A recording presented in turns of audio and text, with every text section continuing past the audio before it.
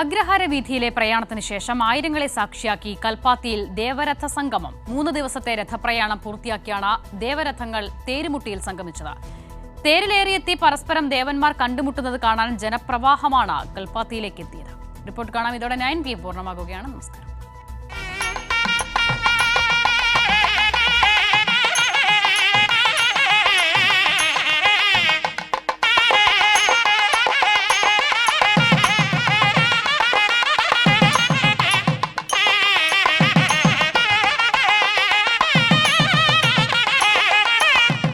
പതിനായിരങ്ങൾ ഒഴുകിയെത്തിയ സായം സന്ധ്യയിൽ കൽപ്പാത്തിയുടെ മണ്ണ് ദേവരഥ സംഗമത്തിന്റെ പുണ്യം നുകർന്നു.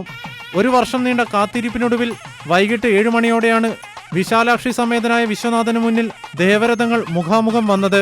വെയിൽ ചാഞ്ഞു തുടങ്ങുമ്പോഴും പ്രദക്ഷിണ വഴികളുടെ രഥങ്ങൾ വലിച്ചു തുടങ്ങിയിരുന്നു. പാതകൾക്ക് ഇരുവശവും ഒരേ മനസ്സോടെ കാത്തുനിൽക്കുന്ന പതിനായിരങ്ങൾ. എല്ലാ വഴികളും വിശ്വനാഥന്റെ അമ്പലനടയിലേക്ക്. ഒടുവിൽ ദേശപ്രദക്ഷിണം കഴിഞ്ഞു മടങ്ങിയെത്തിയ ശിവപാർവതിമാരും വള്ളി ദൈവാന സമേത സുബ്രഹ്മണ്യനും മന്ദങ്കര മഹാഗണപതിയും പഴയ കൽപ്പാത്തി ലക്ഷ്മി പെരുമാളും ചാത്തപുരം പ്രസന്ന ഗണപതിയും നേർക്കുനേർ കണ്ടു. വിശ്വാസ മനസ്സുകളിൽ ദേവരഥ സംഗമത്തിന്റെ പുണ്യം പെയ്തിറങ്ങിയ നിമിഷം. ഇന്ന് രാവിലെ രഥങ്ങളിലേറിയ ലക്ഷ്മി പെരുമാളും ചാത്തപുരം പ്രസന്ന മഹാഗണപതിയുമാണ് അവസാനമായി പുണ്യഭൂമിയിലേക്ക് കടന്നു വന്നത്. വിശ്വാസം മനംനിറച്ച ദേവസംഗമത്തിനു ശേഷം അടുത്ത വർഷം വീണ്ടും കാണാൻ ഉപചാരം ചൊല്ലി പിരിയൽ. ദേവരഥങ്ങൾ കടന്നുപോയ വഴികളിലൂടെ പതിനായിരങ്ങളും തിരികെ മടങ്ങി. അടുത്ത തുലാമാസം പൗർണമിയിൽ വീണ്ടും കാണാമെന്ന പ്രതീക്ഷയോടെ.